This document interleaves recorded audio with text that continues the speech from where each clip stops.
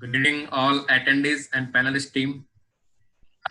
Today आज हमारा 20वां free webinar series है और दूसरी बार डॉक्टर प्रभात रंजन एम्स दिल्ली से हमारे सामने रूबरू हो रहे हैं। इसलिए मैं सर का हमारे new Indian education research society की ओर से हार्दिक स्वागत करता हूँ और आभार प्रकट करता हूँ। आज का सब्जेक्ट है वो Parkinson's recent advances and impact of artificial intelligence. आज के मॉडर्न मेडिकल साइंस में दो ऐसी समस्याएं हैं, एक पार्किंसन और अल्जाइमर्स। उसमें अभी बहुत काम करना आज के मेडिकल साइंस के लिए भी जरूरत है और इन प्रतिदिन जिन न्यूरो साइंस में ये दो समस्याएं है वो उसका हल ढूंढना के सब बहुत जरूरी है। तो इस बारे में सब्जेक्टिव विवरण डॉक्टर मेहुल कॉन्ट्रैक्टर देंगे और डॉक्टर प्रभात रंजन का परिचय के लिए मैं डॉक्टर नीलम सोनानी को इनवाइट करता हूँ। Plus sir. Yes, thank you so much, sir. Good evening, one and all. Welcome back, and thank you very much that continuously, you are giving feedback to us, and you are giving so much love to us, and you are encouraging us to, coming with the more and more innovative ideas, topic, and the speaker, and because of your feedback, the things are getting very concrete, very strong, and it is wonderful to have your feedback. So thank you very much. So now, yes, Prabhat sir, thank you so much, and welcome back home again. Yes, sir. Thank you for calling me. Always it is a pleasure to be at VN Patel Medical Campus. Yes, Yes, so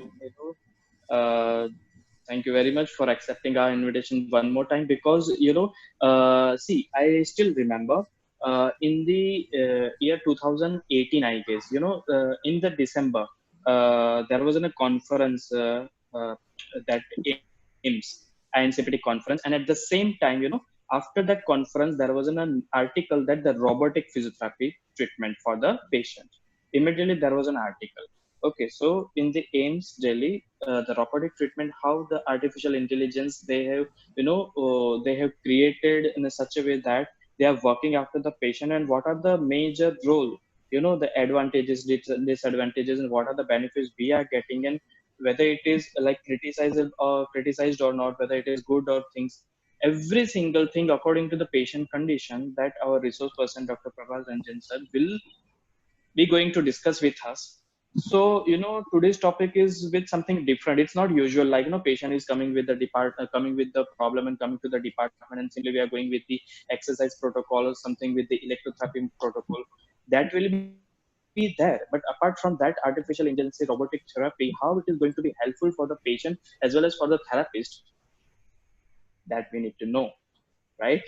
So yes, not wasting much of time, over to you, Nilam ma'am. Please warmly welcome sir, and sir, then over to you completely. Thank you very much. Thank you, Dr. Mehul. Thank you very much. Thank you. Thank you, sir. Good afternoon, everyone. Myself, Dr. Neelam, working as an assistant professor at Shri Odhavram Physiotherapy College, warmly welcomes everyone. Now, first I would very grateful to VN Patel Medical Campus, which give me the opportunity to introduce very well-known person, Dr. Prabhat Ranjan. Sir is going to talk to us about the Parkinson's recent advances and impact of artificial intelligence. Sir has completed Master of Physiotherapy in Neurology from the Government Medical College, Nagpur. Sir is certified neurodevelopment therapist expert in handling stroke. He has gained a rich experience of more than 15 years in his field. Adding in on sir is associated with Indian Association of Physiotherapists, Delhi branch. Sir is organized several symposium, workshops, and national as well as international conferences. And currently, sir is working as a senior physiotherapist, Department of Neurology, AIIMS, New Delhi. I, on behalf of VN Patel Medical Campus, warmly welcomes you, sir. We are very eager to hear you, sir. Now, I request you, sir, please start with your topic and share the knowledge with us. Thank you. Thank you, Dr. Neelan. And as Dr. Mehul said, that I will be talking about the Parkinson's, some different way to treat. Apart from that, I will be taking some pathophysiology as well as the symptoms, motor symptoms, non-motor symptoms, because we all know that Parkinson is known as movement disorder. There is a problem in movement. So motor symptoms are there, and apart from motor symptoms, non-motor symptoms are also there, and that is also equally important in diagnosing the Parkinson's disease. Apart from that, motor non-motor symptoms, I will be demonstrating some stretching and strengthening exercises, which is very much useful in Parkinson's. And then after, I will be covering the artificial intelligence part, that how it helps and what are the parameters, according to what parameter we can judge that our artificial intelligence helps in treating the subject, apart from treating the subject in terms of functional outcome, because we all know that this is a progressive disease and the progression is on, but through exercises and medicine, by maintaining the flexibility of the muscle, strength of the muscle, mobility of the joint, we can delay the progression and make the quality of life of a subject suffering from Parkinson's up to the mark. We can give good quality of life with good functional outcome. This is the aim behind the physiotherapy, because physiotherapy, we can't, it is obvious that we can't delay the progression, but we can make the subject live a good quality of life with Parkinson's patients, those subject who are suffering from Parkinson's patient. So what is Parkinson's? As we come to know, that all of us know that it is a brain disorder which is associated with shaking, stiffness, difficulty in walking, balance, and coordination. So sometimes apart from this, there is mental and behavioral changes. Sleep problem is also there. Depression is there. Memory difficulty and fatigueness is there. Patient will feel fatigue in terms of walking and all that more easily. He will have a complaint of fatigue. So if we see the gender wise, then men and women both can have Parkinson's, but women are 50% less than men. And it has been seen in number of diseases that women do have less percentage in particular disease, because it is due to the hormonal factor of the estrogen and estrogen. We have seen in the stroke also. Even nowadays we are having corona is going, that this pandemic is going, and the research now is telling that corona is 20% less in women's. So it is due to the hormonal factor. Yes, this disease is Parkinson's is known as the disease of elderly. Nowadays we can see the juvenile Parkinson's also. 90 to 95% patient is above 60 years or around 60 years. 5 to 10% will be falling into the age group of 40 to 50 years, and 1 to 2% we can see the juvenile Parkinson's. It is generally linked to the brain physiology, but it is said that if it is inherited or specific sex-linked disease or gene mutation is there, so that percentage has been seen that inheritance, sex-linked disease, or gene mutation, this is also around 10 to 20%. If anybody is having history in the family, then there is chances that 20% more he is more prone to the Parkinson's disease. And if we'll see the overall world population, then 15 to 20% of the Parkinson's subjects are suffering from this disease. So as we go with the pathophysiology, we all know that it is a disease which has where chemical known as dopamine, which controls the movement of the body with attaching with the neuronal level and acetylcholine. So this is produced in basal ganglia, part of the basal ganglia, and substantia nigra is the area from where it is being released. And due to the accumulation of Lewy body is a type of protein which accumulates in the brain, and it hinders the production of the dopamine, and there is selective loss of dopamine and neurons in a striatum causing impairments, and both in the motor control, as well as there is a weakness, as well as there is slowness of the movement is there. So basically this Parkinson's, there are 4 cardinal signs. To identify Parkinson's, there is 4 cardinal signs, and these signs are generally present in every subject who has is suffering from Parkinson's. Number 1 is the bradykinesia. It is slowness of the movement. Brady means slowness, and kinesia is the movement. So it is said that bradykinesia is a negative feature of the Parkinson, and it means the slowing of the movement decreases in the amplitude and intensity of the contraction. The muscle intensity and the contraction decreases, and the time taken to perform any task increases. So the action produced action is less, and the sequence of, suppose you want to take a glass, then what will happen? The sequence will be slow. In generally, what we will do, within 5 seconds we will take the glass and drink water. Here he may take around 20 to 30 seconds. So the sequence of movement is decreased.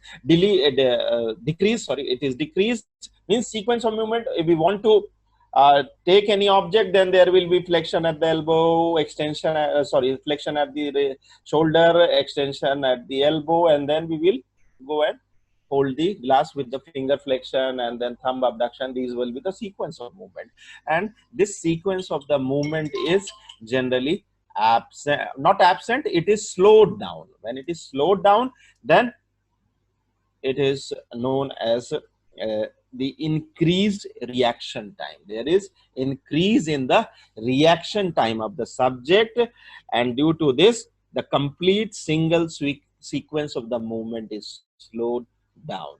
And this feature, if anybody is having, then you can say that it is a feature of one of the Parkinson's cardinal signs, bradykinesia. Then is the muscular rigidity.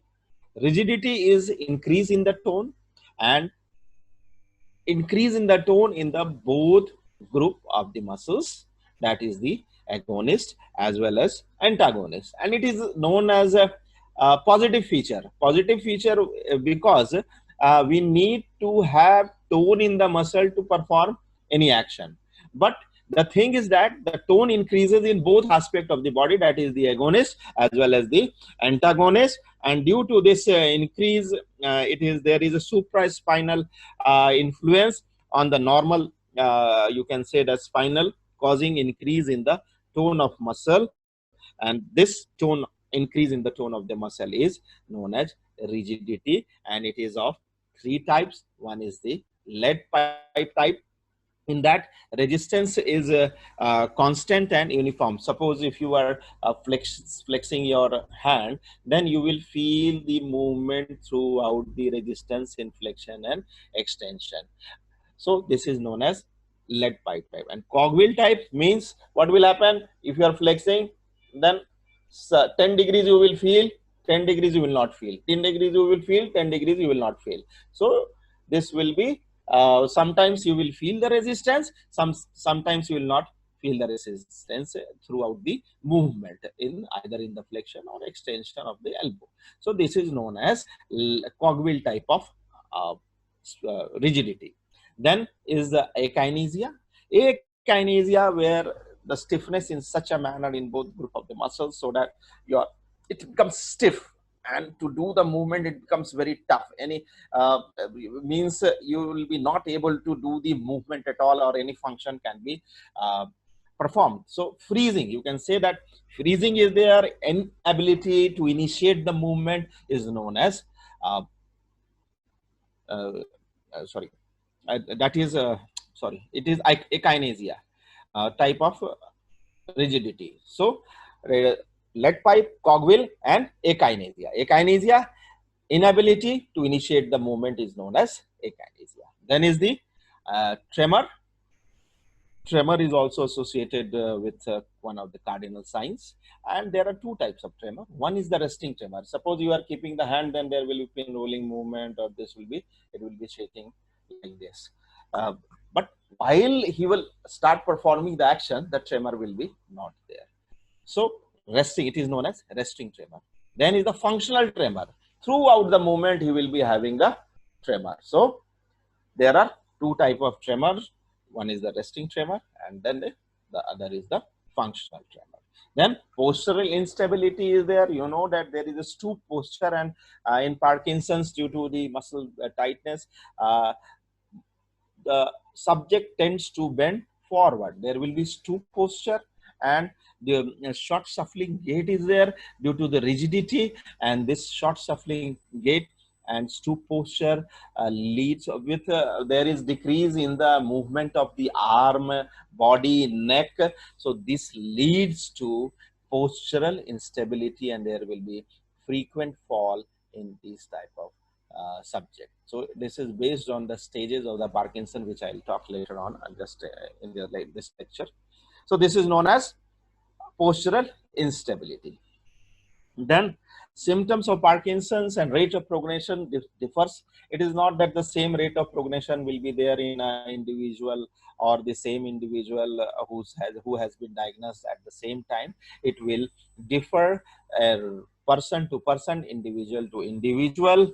Early symptom of Parkinson's are stubble, and then gradually they will increase that symptoms. Earlier he may be able to perform the activities, but later on, slowly, gradually, he will feel mild tremors, and he will have difficulty in getting out of the chair. His speech is due to the tightness, stiffness in the neck muscles also. The vocal cord get restricts, and then voice will be very slow, stubble. He will not be able to speak freely and frankly. Handwriting will be not proper. It will be zigzag type writing. He will not be able to write properly because coordination, or due to the slowness of movement and coordination, decrease in the coordination. These do lead to the bad handwriting. Facial expression, the mask-like face is there. He will be the puffiness will be there at both cheeks, and it will look that you are wearing a mask. As a person who wears a mask looks like that, his face will be like that. Not any movement, not any expression will be there. It will, the mask-like face means no expression, expressionless face, and the puffiness, little bit of puffiness on the cheeks. So mask-like face is there, and it is one of the feature which from which also you can identify that the subject may be suffering from the Parkinson's disease. So symptoms, the progressive disease is there, but what happens that it progresses slowly and gradually. Symptoms often begin from one side of the body, and even in the one limb or one side of the body, and as the disease progresses, it eventually affects the both side of the body. However, the symptom may be maybe still more severe. Later on, the symptoms became more severe, so the subject is not able to perform any task. Many people with Parkinson's know that prior to experiencing the stiffness and tremor, they may have some problem like constipation, decreased ability to smell, and restless leg syndrome. So this has been divided into the stages, and stages has been divided according to the Hohen and Yahr, because they have decided this on the basis of the functional capacity of a subject, how he is able to perform his function. On that basis, this stages has been decided, and there are 5 stages. In stage 1, during this, the mild symptoms are there, but it doesn't hinder in performing any daily activities. Patient is easily able to do the activities, though there will be some symptoms like tremor, resting tremor may be there. As he will start the function, he will be able to perform the task without any tremor, and the walking and facial expression will be that expressionless face may occur, changes in the posture may occur, but here he will be able to perform his ADLs nicely without any help or without any assistance or without any imbalance or without any fall. So stage 2, here symptoms get worsen. Tremors, rigidity are more apparent, and the person takes more time in finishing any of the task. So as the time duration or the you can say the intensity of the reaction increases, mostly by which is more significant. Suppose he was able to do the task in 10 seconds, then he takes around 20 to 30 seconds in performing the same task. So here it becomes more apparent, symptoms become more apparent, and performing of task becomes lengthy and difficult. But independent, still the subject is independent, he can do his activities independently. The duration of the time has increased, length has increased in performing the task. So you can give the stage 2 in such type of patient with such symptoms. Then stage 3, here more apparent loss is there, definite in that there is loss of balance also. Fall will become common because stoop posture, shuffling gait, and loss of balance will lead subject that he will have a frequent fall. And here in stage 3, some amount of help is needed by the subject, because most of the in this what happens that most of the activity he can do independently, which he is doing on the bed or on the chair, but while walking he may need some assistance. So here you can describe it as stage 3, where some amount of functional outcome can be done by the subject on his own, and some amount of the functional aspect can be done by the assistance of the any other person. So he will though lead an independent life, but he will need some amount of assistance. Stage 4, what happens that here the patient dependency increases. Patient can do the activities, but for every activity he will require some help, that somebody should help him, such as for walking he may need assistance or walker. For performing any of the tasks he may need some assistance so that he can perform that ADL activity. Here you can say that the person is able to do the activity, but he will not be able to live independently. In stage 5, this is one of the most advanced stage. Stiffness in the legs are there, and it makes very difficult for the subject to do any of the activity, even for standing, walking, getting out of the bed, or doing any of the activity out of the bed. In bed activity also, like turning and all that, becomes very, very tough for the subject. And this time what happens in this stage, the subject becomes fully dependent and he needs the nursing care around the clock. This is the one of the thing in stage 5, that he will be requiring the assistance around the clock, or he is not able to perform any of the activity independently. So there are, apart from the motor functions, there are non-motor functions also. And you can say that these non-motor functions can be considered as the early sign and symptoms in the Parkinson's patient. And it is generally noticed by the family members and the dear and near one, because the subject who is suffering, who has having these symptoms, he will not be able to elicit. But nearby people living to him may say that earlier, this is the smell I am smelling, but you are not getting that smell. Then he will say no, then the near and dear one can say that you may have some problem in that. Slowness of movement also increases. Then also these are the motor symptoms. Then also the family members can identify. Apart from that, his eating habit changes, means there will be fullness of the stomach while eating small type of meal, also excessive fatigueness. He will even a few steps he will walk, then he will feel fatigue. Mood disorder will be there, depression will be there, anxiety will be there, irritability will be there, there will be weight loss, there will be constipation, cognitive problem is there. Patient will not be able to perform with the skill, attention, and planning, and language and memory. These things are impaired. So these are the also non-motor symptoms which can lead to Parkinson's disease. There is a one scale to score the functional outcome of the Parkinson's patient, and this scale is known as unified, UPDRS.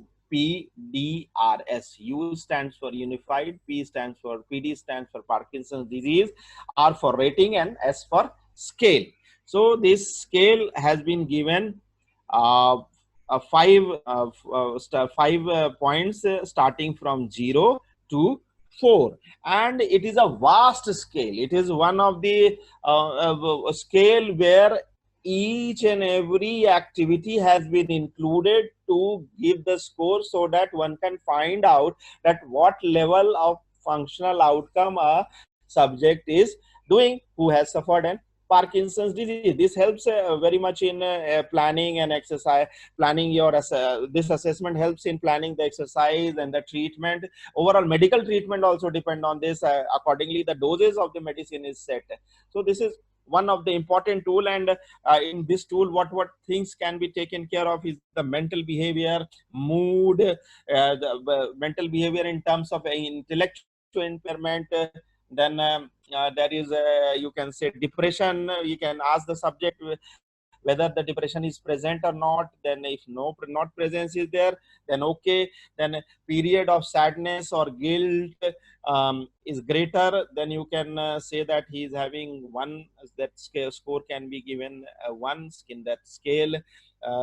Then depression is more than 1 week, less than 1 week, then you can get 2. More than 1 week, then get 3. And when he is not having a vegetative state, you can say that he will not respond at all. He will not do any of the cognitive things.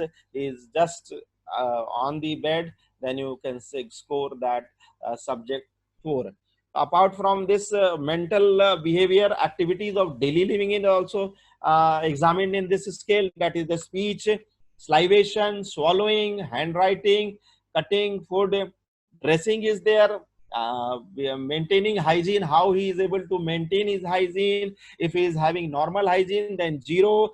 Somewhat slow with while maintaining his hygiene, he needs some help, though it is slow, but needs some help, or some help, then you can grade 2. No help is there, then grade 1.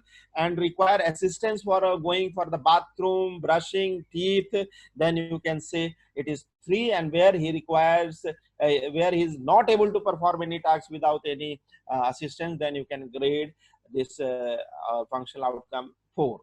So apart from this, all that turning, how he's turning from the bed, falling, freezing, walking, tremors, all these activities are a scale or score has been given through this UPDRS score. So this is very important, and it becomes very important in terms of research also. If anybody wants to do research, then UPDRS scale is one of the most accepted scale where you can identify the functional outcome of any of the subject who has suffered from the Parkinson's disease. So you can go through this and study. If some students are there here, students are there, then for them I will say that in detail go for the UPDRS scale, because it may help you in later on also in your practice, or you go for any clinical research or any other functional, you want to see the another functional outcome in the subject of the Parkinson's disease. So total score of Parkinson's unified Parkinson's disease rating scale is 199, including of all activities.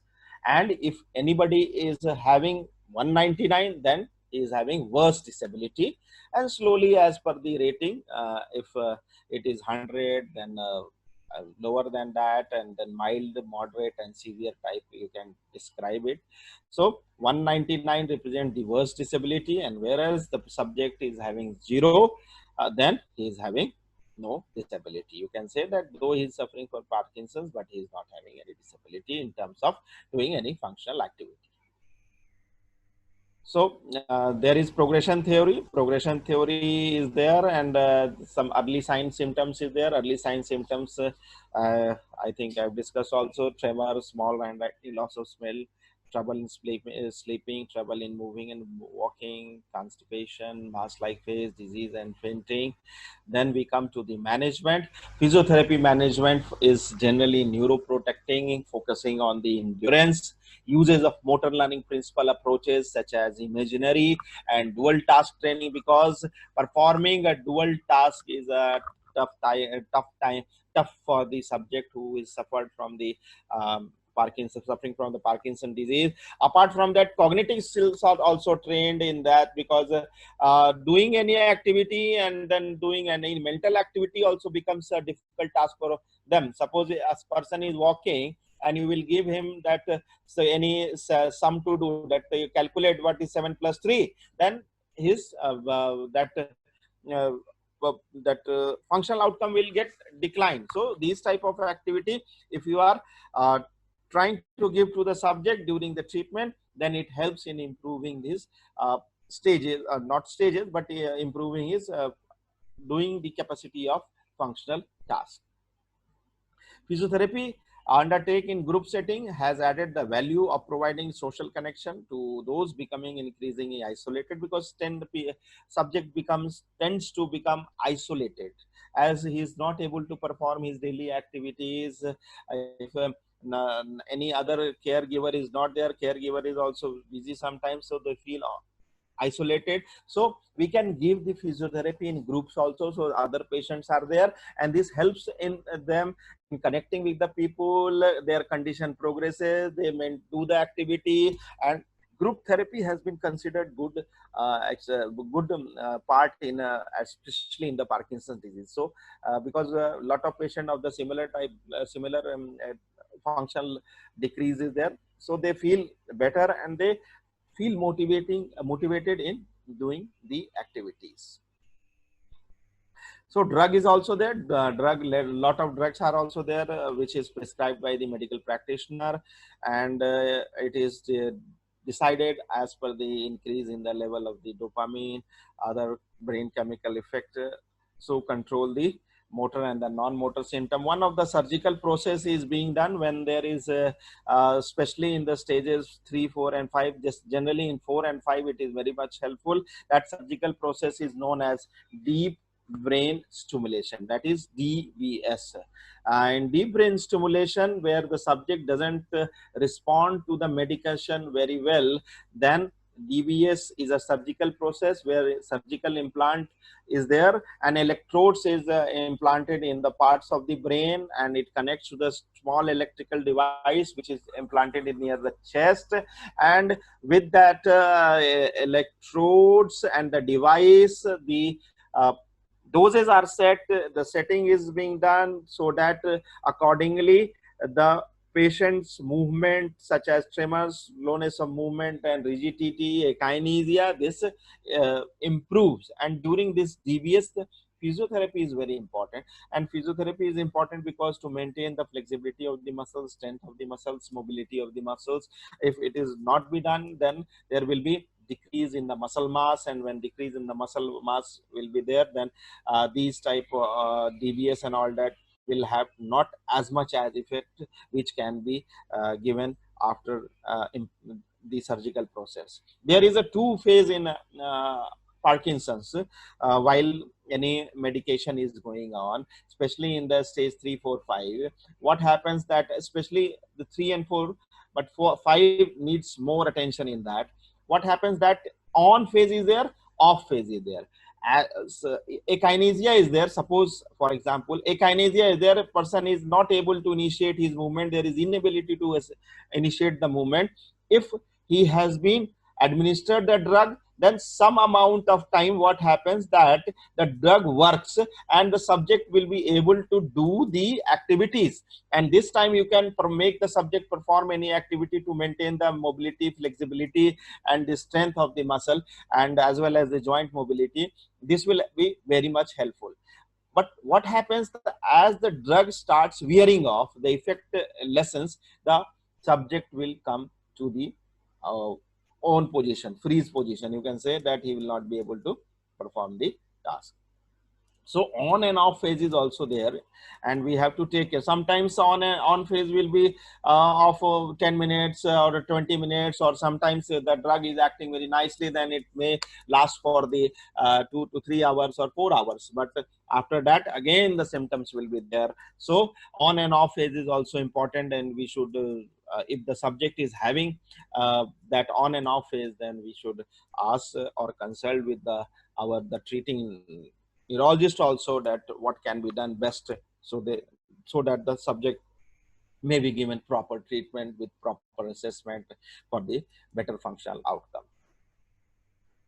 So management, as soon as it's diagnosed, then our aim is to maintain the flexibility of the muscle. Thoracic expansion is needed because two posture is there. This will uh, affect the muscles of the diaphragm, as well as the lung capacity will decrease, alveoli will not open up. So, and muscular, that expansion of the thoracic expansion exercises should be given, and there should be the aim to prevent the contraction, deformity and the stiffness of the joint. Our physiotherapy basically helps in improving the mobility, flexibility, strength, gait, aerobic capacity.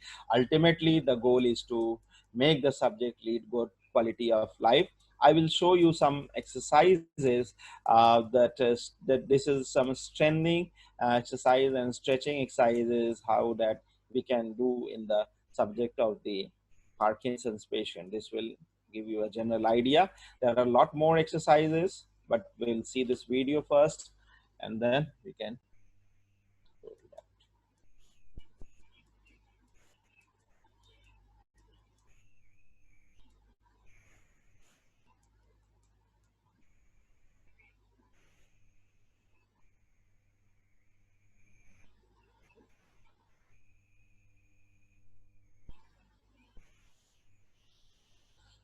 Hello, I am Prabhat Ranjan, and I'm a neurophysiotherapist. I am here to explain about some of the strengthening exercises for the Parkinson's patient. Because it has been observed that as the time goes or you grow older, the muscle strength lowers down. And especially in the cases where there is some disease, then it has been observed that it is much weaker than the people of similar age with no independent problem. In Parkinson's also, this happens, and the subject who is suffering from Parkinson's are having a weaker muscle in comparison to the other individual who are not having any neurological disorder. So we can go for this training program. For that, some points has to be taken care. One is that there should be a suitable environment. For that, we have to make sure that the proper support is there so that one should not fall. Symptoms should be well within the control. Suppose if the subject is having on phase, then he will be able to do the exercises properly. But as soon as he goes into the off phase, then he will have some problems. The exercises should be done 3 times a week. Take a rest in between a day. One day you do the exercises, the other day you take a rest so that the muscle doesn't become so much fatigued. One thing or more is important, that the exercises should be done at any individual of Parkinson's, that the pace should not be much higher or much lower. Whatever pace he is having or he is generating himself, at that pace only the exercises should be done. So now I will demonstrate what are the simple exercises for the strengthening of the muscle. So take a chair. The chair should be firm on the ground and make sure that it doesn't slip while getting up. Initially try to have the chair with the armrest so that the subject who is suffering from Parkinson's can take the support of bilateral armrest in order to get up. This exercise should be performed 10 times at a time, and you can make a set of 10 repetitions. 10 set, then take a rest, then 10 set, then take a rest, and then 10 set. So we can do it in this way. Take the support of the armrest. With the support of the armrest, the subject will get up, and then again he can flex his back and then sit down. Like this, he has to perform 10 repetitions, and slowly and gradually as the time overcomes and he is feeling confident, the subject, then he can stand up without the armrest, help of the armrest, and then sit without taking the help of the armrest. In this, we can adjust the height of the chair, where we can start from the comfort level of the subject. If we have to make the height of the chair higher for his comfort level in order to perform the sit-to stand exercise, then keep the level of the chair higher. Slowly and gradually we can lower the level of the chair in order to build the muscles of the lower leg. This may help in developing the balance of the subject. So for that, take the support of the chair. The chair should be firm on the ground, it should not slip. Stand upright, look in front, take the support of the chair, and then go on your heel, and then slowly come down. Okay, do it for the 10 repetitions, then down, 10 repetitions, then down, then take a rest, again 10 repetitions, then take a rest, and again 10 repetitions. This will help in developing the muscle of the calf, as well as also help in getting the balanced movement while walking. It's standing, and that is lateral step up. So keep one of your legs on the stepper, and then with the help of your muscle power, the body weight, just get up, hold, and then come down. Hold, come down. This also 10 repetitions. Wait for some time, 10 repetitions, take rest, and then 10 repetitions. If you are not able to do this exercise independently, as there are some stages in the Parkinson's, stage 1, stage 2, stage 3. So stage 2 or 3 sometimes may need some support. So keep a chair by your side, or you can take the support of the wall, stand against the wall laterally, and then put the one leg on the stepper, and then with the help of the support, you can do this movement. This will help in gaining the strength of your quadriceps muscle, as well as your calf muscles, as well as your front foot muscles. This will help you in gaining the balance also.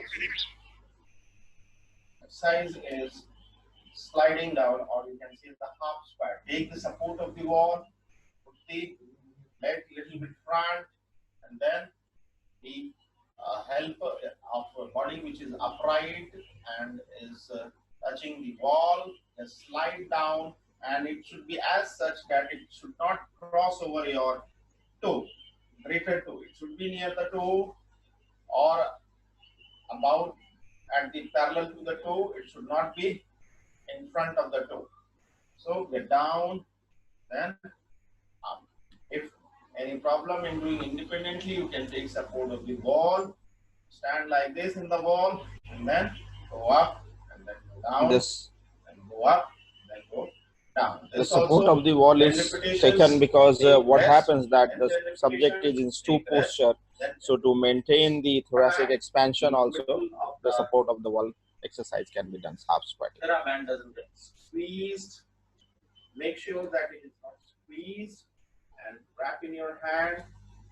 Put it in such a fashion that attention is developed in between. Attention is developed. So now I think that the tension has been developed. Take the flatter part and then put it in the middle of your both leg, and the tension is developed. So keep your arms straight, sit upright, and then flex your elbow. In the meantime, try to squeeze your blades, scapular blade, and then open up the chest. This time, we can do it 10 repetitions to strengthen the upper muscles. Like this from the back, and the scapula will squeeze, both the scapular blades will come together, the chest will open up. The quiet is strengthening. Put the TheraBand in the middle so that it should not slip. Put your hand straight, and then slowly take a 90-degree straight, then down, then other hand straight, then down, then other hand straight and down. It should be done 10 repetitions, but if you are any of the subject is not able to complete the repetition of the 10, then 5 sets also can be done.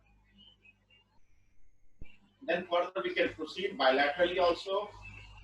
Put the TheraBand underneath your foot, stable, and then bilaterally we can proceed.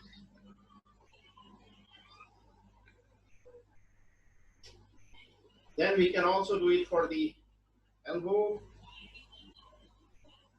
Tighten the TheraBand, and then flex your elbow, straighten up, flex your elbow, straighten up, flex your elbow, straighten up. Same this way, flex your elbow, straighten up, flex your elbow, straighten up. This can be done 10 repetitions.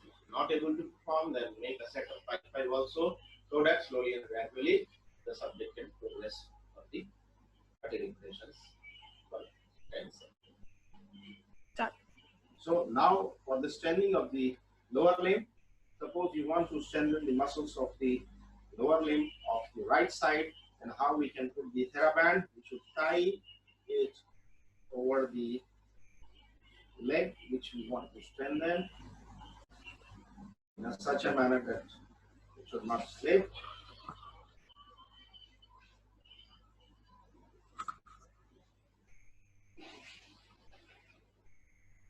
Then the other end should be at your other leg. Put it in the middle in such a way that attention is developed here. So put it here. You can either you can hold with your hand, or you can just put it underneath the chair. Hold it firmly with this leg, and then lift up, down, lift up, down, lift up, down. 10 repetitions this leg, then the 10 repetitions after tying the same manner with this leg, and in that set you can do it for for 30 repetitions in a set of 20. Then this exercise can be done in standing position also. We can take a hard chair so that we have to see that it should not slip. Otherwise, on a bar, any bar is there, we can tie this. Just this is for demonstration. I will show you that we can tie it underneath the chair, one end, and the other end should be tied at the leg, which we want to strengthen it in such a fashion that the tension is developed here. Then we tie it. So this surface should be hard, back, and back. This can be done for both the legs, one by one, 10 repetitions. Take rest, 10 repetitions. Take rest, then 10 repetitions. So when you go through the bands, there are several types of band. This is the moderate one. We can start with the low resistance band also. The red one is the low resistance, and the yellow one is one of the very low resistance. This yellow one is having very low resistance. Then heavy resistance is the blue, and the black one I'm not having, but blue I'm having. The blue and black one, as per the requirement of the subject, we can introduce the therabands. And this theraband exercise is very good in strengthening, and especially in the subject who are in stage 2 or stage 3 of the Parkinson's disease. There it can be helpful. Stage 1, it is very much helpful. So we can try these theraband exercises also, but please take care that the patient is stable. The object which we are using is stable. There is no chance of falling, and environment should be very much cordial for the subject. Apart from strengthening, we can go for stretching also, and stretching of the trunk is very important because this becomes stiff, and as the posture is stooped, then this restricts the movement. So we can do the stretching. A very simple stretching exercise is there. We can lie on the mat. We should lie on the mat. Flex both the knees. We have to flex both the knees, and when we are rotating the lower limb towards the left side, our neck should go towards the right side. Then again, if it is going to the right side, neck should go to the left side. This way we can stretch. Other way, we can put the hand underneath the head. Second step, we can do that. This will stretch the pectorals as well, and then we can stretch the lower limb, and then we can take the head to the opposite side. If we are taking the limb to the right side, then the head should go to the left side, and we should make sure that our scapula as well as the elbow is not lifting up, and it is stick to the ground as much as it is possible. There are many other exercises. These were the simple exercises which can be performed with standing and the stretching. Then a lot of exercises regarding to balance is there, and for that specific those exercises we should consult our physiotherapist or the treating doctor so that he can refer to the proper neurophysiotherapist. So neurophysiotherapists are much more oriented about these exercises, and they will guide you well. Thank you very much.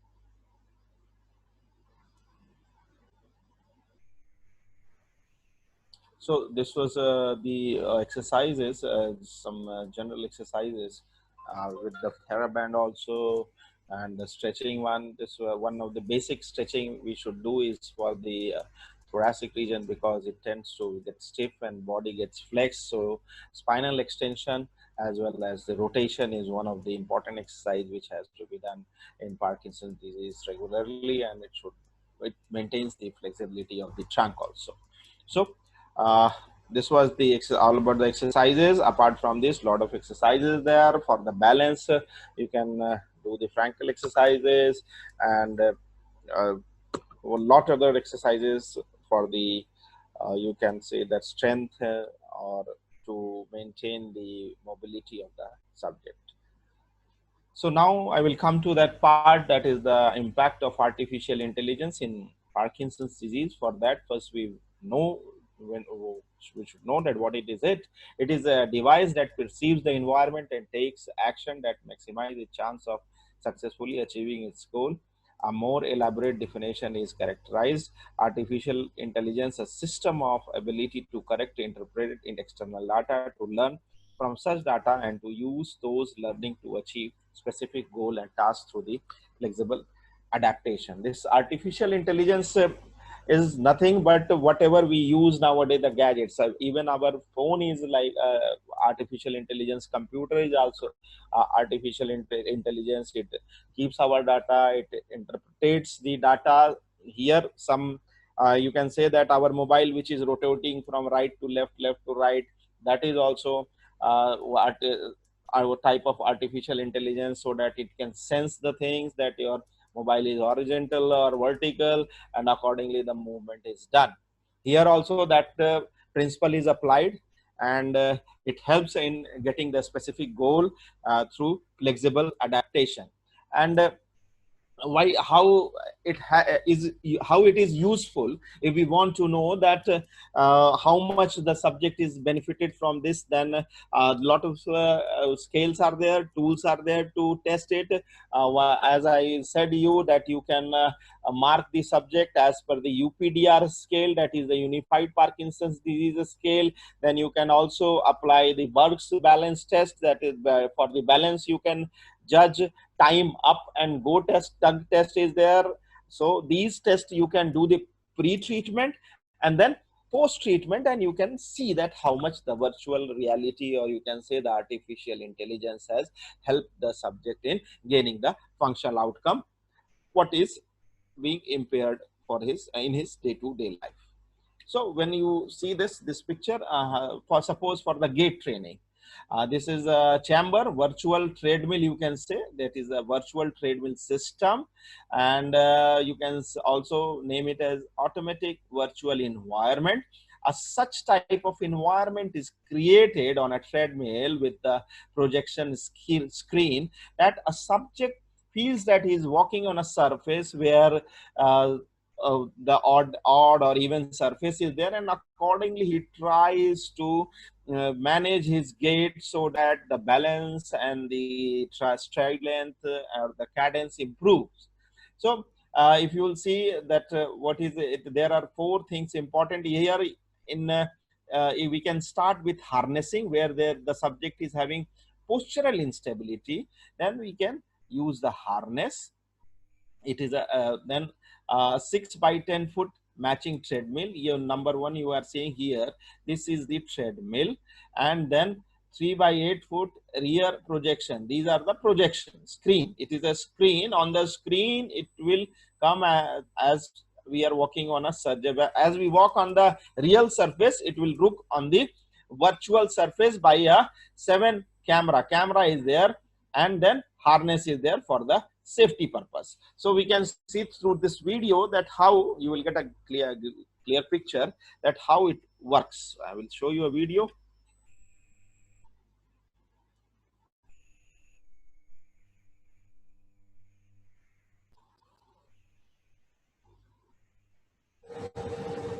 Sandy Williams is buckled up and ready for action. It looks and feels like she's part of a video game, but it's actually high-tech rehab for her Parkinson's disease. So she starts with a harnessing. She's walking on a treadmill surface. For them to get better. And so this provides a very safe environment for that to occur. The virtual reality treadmill has 2 so here she's doing and a base that moves to mimic dual task surfaces. Also. She is hitting the object. Also react and adjust to a walking and hitting the object. Earlier she started only with the walk, then again with some improvement she's doing dual task. Rather than just having the patient walk or an individual walk up and down a standard biomechanical track, Now what we can do is we can change the environment in a very dynamic fashion. Special programs are designed to work on specific skill sets while providing positive feedback. During weekly appointments at Cleveland Clinic, Sandy works with her therapist on gait and increasing stride length by touching her toe to a box. Other times, she's asked to target birds and butterflies while walking. This helps with balance, and it satisfies that competitive spirit. I enjoy doing the birds and the butterflies and swatting them down and killing them. Not that I enjoy the killing part, but I do enjoy the challenges. Can I get them? I know once I slow down, it could come to a point where I couldn't move. So I'm willing to do whatever I can to keep myself going. At Cleveland Clinic, I'm Erica Foreman.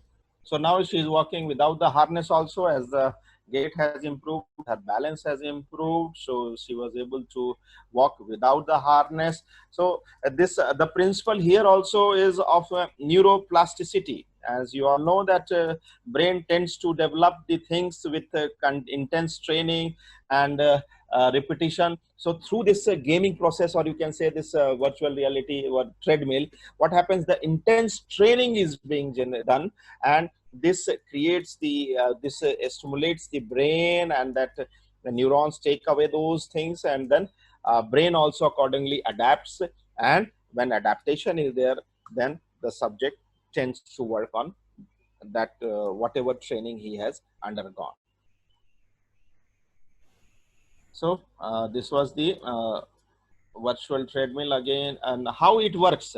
So it works on the principle that some mechanical principle is there, that is the accelerometer, gyrometer, manometer with the sensors. Earlier the sensors were wire sensor, then for the comfort and for better interpretation of the data or better outcome, then wireless sensor was applied, and this do really help the subject in getting the better functional outcome. So I will show you another video that how it works. What is the technique behind the this artificial intelligence.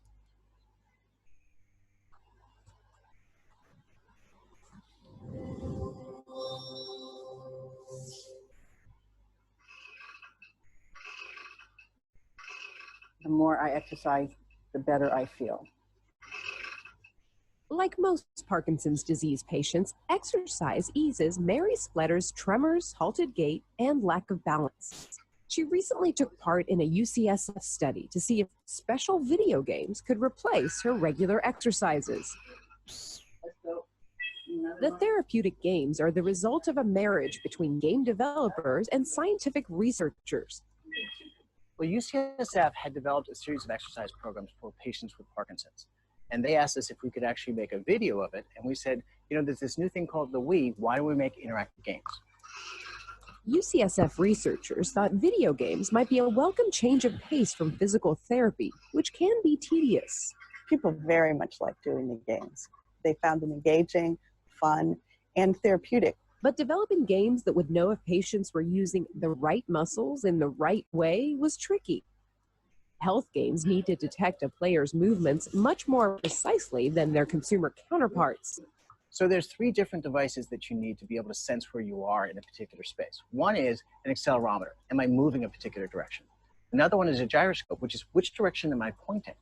And then third, you need something like to say, okay, I need a rock solid north, and that's a magnetometer. These 3 technologies enable smart devices to do this. To make the technology more accurate, the developers created suits with 9 built-in sensors. They were a big pain. The battery-operated suits were awkward and cumbersome, so the developers turned to camera technology. It's bathing you in infrared light and then taking that information and using some very clever software to say, you just raised your hand. The camera technology does not need to be worn, but it's not as accurate as the sensors. Each one has their pluses and minuses, and we're looking at actually trying to perform a fusion between those 2 technologies. The UCSF study showed that despite their physical limitations, Parkinson's patients could successfully play the games at home. And they did them more often because they enjoyed them and they helped. It was a fun way and an easy way to exercise right in my own front room at any time. I felt better. I felt more normal, more fluid, looser. In fact, the study found that after playing the games for 12 weeks, 65% of patients had longer strides, 55% had increased gait velocity, and 55% also reported improved balance. The hope is that if we can engage people in physical activity early in the disease course, that we might actually be able to delay progression.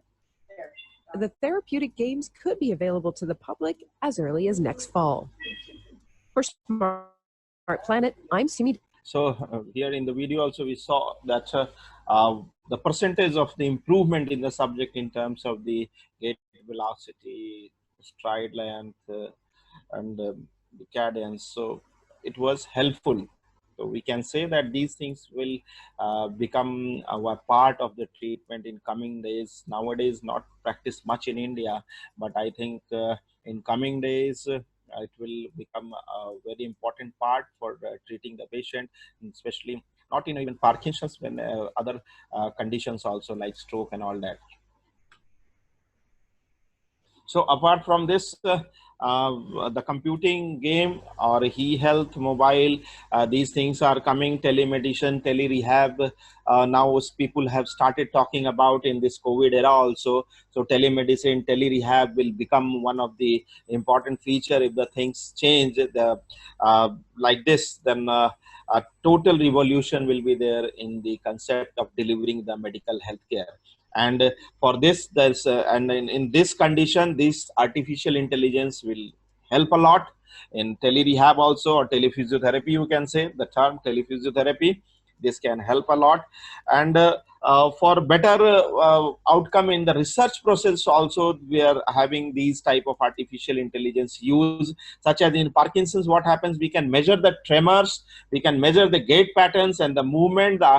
This type of devices are being made. So this is the device which is applied, and it can actually count the tremors in 1 minute or whatever time you specify it, that how much tremors a subject have in his hand. Then you can accordingly, you can give the treatment, and pre-treatment, post-treatment, you can have the data, and whatever exercises you have explained or done, you can show the efficacy of your exercises by measuring this tremor. Here, the initiation of gait, the cadence or the stride length, which can be calculated by this device, and definitely it will improve the assessment as well as the planning for the treatment and the efficacy of the treatment on having applying these type of artificial intelligence. So in coming years, with advancement of the technology, the measuring of Parkinson in rehabilitation will grow significantly for the better outcome, and most importantly is for better, good quality of active life will be there. Thank you. Thank you very much for having a patient hearing. If any query is there, then I can take that.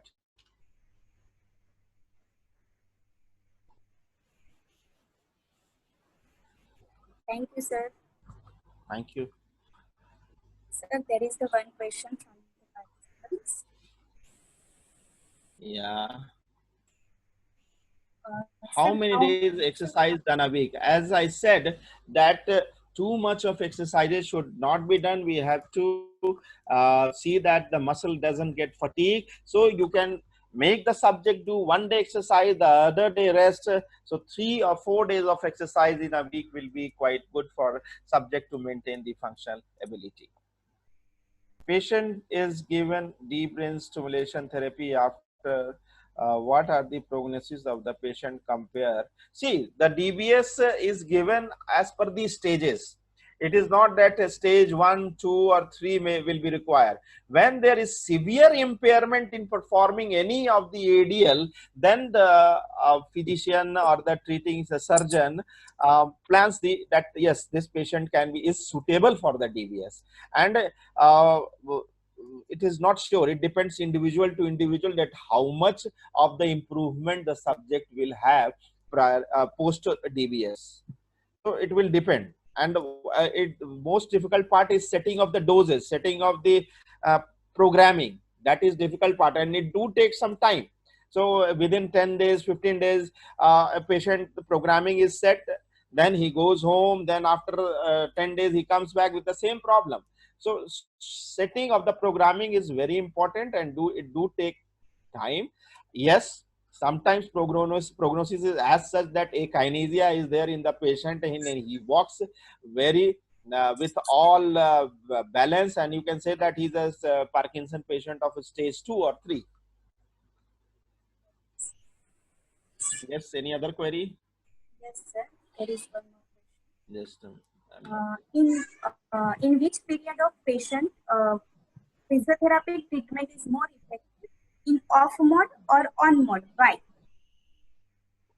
The treatment can be given basically on the on mode, because in on mode the movement, the muscle activity, the sequence of movement becomes quite easier.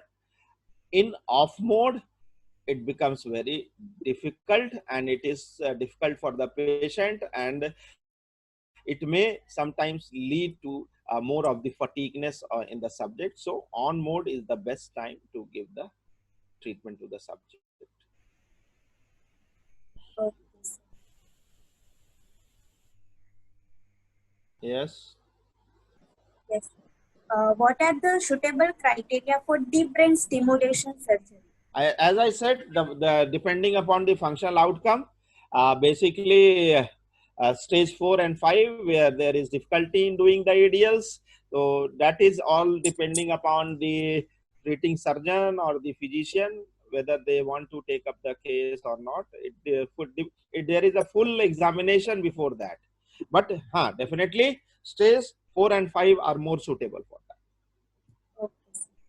Sir, there is one more. In which stage we have to use the gaming treatment? Every stage, in each and every stage, you can use the gaming treatment. No problem in that. As far as the functional ability of the subject is there, accordingly, you can choose the gaming program and you can give it to the subject. It should start from the simpler form, and then you can take it to the complex form, because complex form of activity is quite difficult in these type of patients. So start with the simpler form and then go to the complex form.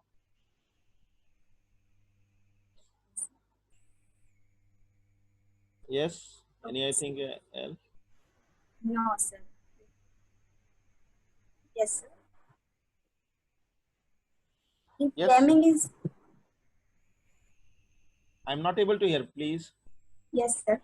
If gaming is not available, so how can we give gaming activity at that time? You can make the subject play ball, reach outs, whatever reach outs you can go give, you can give that. Nothing a problem. Gaming, I said that it is depending upon the virtual reality. If it is not available, then you can go to the conventional mode of the treatment.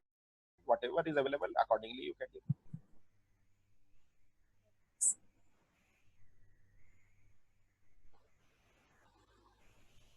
Thank you, sir. Thank you. Thank you very much, sir.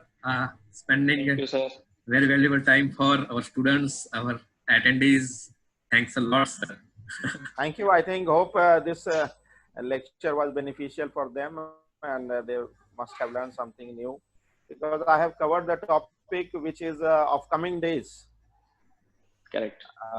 Because this in India right now is not practiced very much, but yes, definitely, as we are seeing that telemedicine, tele-rehab will be coming up, and this will become very evident and will be more in the practice later on. So this at least our student or our professionals should know that what is coming. Correct. So once again, sir, thank you so much for sharing your knowledge, and I hope and I believe that all the viewers on the Facebook Live, they must have learned something new, and definitely they will be benefited with the session. So thank you, sir. Thank you you, so much. Dr. Mehul. Yes, sir. So we will be meeting soon. Yes, sir. Some We'll meet other soon. topic of our subject related. Yeah. Yes, yes. Bilkul, sure, sir. We'll meet again with the another topic. I'll get the feedback from the students that what exactly they want to learn, what they want to get to know, and then the maximum choice will be, benefited, and we will be coming with the same topic. Yeah. So definitely we'll come back. Thank you again right? for inviting So me. thank you. Yes, thank you so much. And thank you all the viewers and the participant for staying with us for live. And yes, Thank you, thank you. Prakash sir. Thank you, Dr. Neelam. Thank you, sir. Yeah. Okay, sir. Bye. Bye.